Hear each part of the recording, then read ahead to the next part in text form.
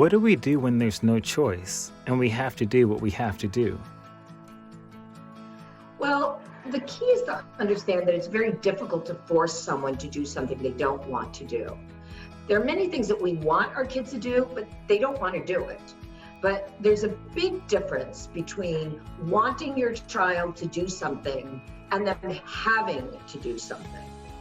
So one way to avoid battles is to find out how to give an option when something is required. For example, you can divide school homework into smaller pieces, little chunks. And so, for example, they might work for 20 minutes or just work on the first page and then stop and take a little rest to play.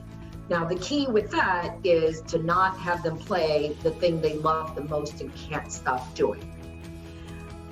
But the secret is to not get into these kind of all or nothing situations. And also, you want to take time to think about the logical consequences of a situation. Your child doesn't want to wear pants to school in the winter? Well, send them to school with long pants in their backpack and suggest that if they get cold, they put on their pants.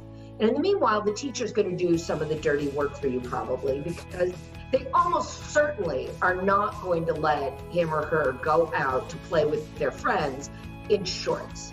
So let the teacher be the bad guy.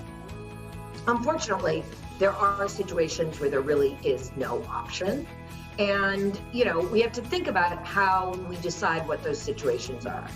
For me, I have a rule that I have 3 categories of items that are no choice situations. I use health, safety, and the law. Everyone, even adults, I tell children, has to follow those 3 categories of items and those mandates. So for example, you have to fasten your seatbelt, it's the law. You have to go to school, it's the law. Vaccines have to be received, it has to do with health. You have to cross the street safely, that has to do with safety. But my child always fights when I say that there's no choice. What should I do? When there really is no choice, you can look for ways to make the situation easier or more tolerable. For example, in the case of getting a vaccine or a shot, you can talk to your child about which stuffed animal they want to take, or where you can go after the appointment, maybe go get an ice cream or a piece of pizza. In the case of going to school, your child can choose what clothes he wants to wear or what he wants to take for lunch. But you can also help your child think about good things. As many times our kids tend to focus only on the bad. For example, you can talk about what they like at school. They like to see their friends, do they like to play at recess? Don't be surprised if they don't say it's math class. But more importantly, take the opportunity to understand what bothers your child about going to school. Often kids who reject something, for example,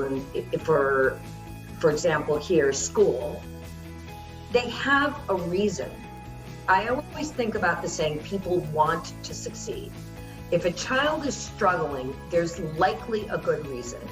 To figure that out, you might want to try avoiding telling him that they're confused, or start trying to convince him that they're completely wrong.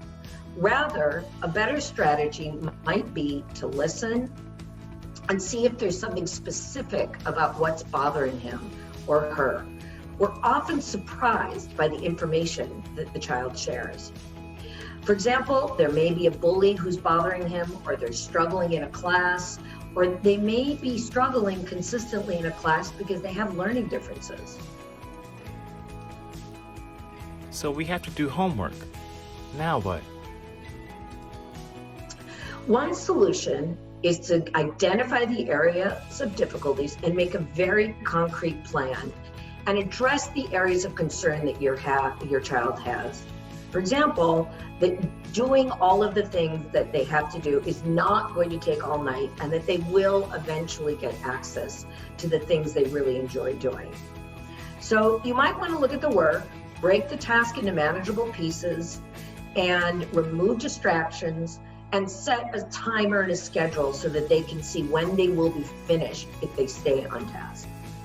The key is to understand the problem, Make accommodations to support the things that are overloading your child so that they can do what needs to be done. The goal here is to work together instead of fighting and battling.